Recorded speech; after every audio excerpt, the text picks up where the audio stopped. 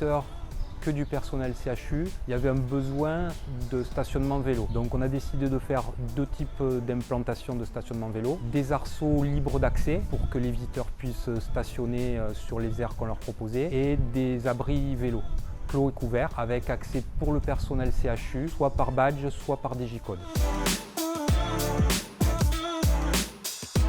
On a commencé nos implantations en 2017 avec des zones à l'entrée d'Arnaud de Villeneuve et de la Péronie qui sont nos établissements principaux où on a proposé des dalles avec des arceaux pour stationnement libre, environ 60 places pour chaque établissement.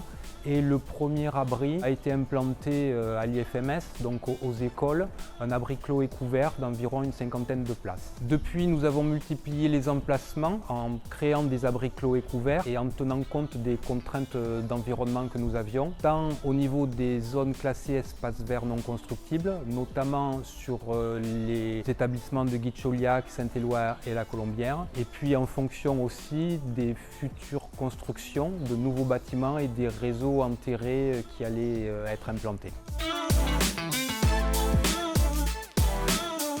Nous avons réalisé des aménagements sur les entrées principales dédiées aux accès vélos, la Péronie Arnaud de Villeneuve, Guichauliac et la Colombière. Cependant, les sens de circulation existants, les contraintes de place ne nous laissent pas toute latitude pour laisser des espaces dédiés strictement au vélo. Nous avons proposé aussi des bornes de réparation avec des outils.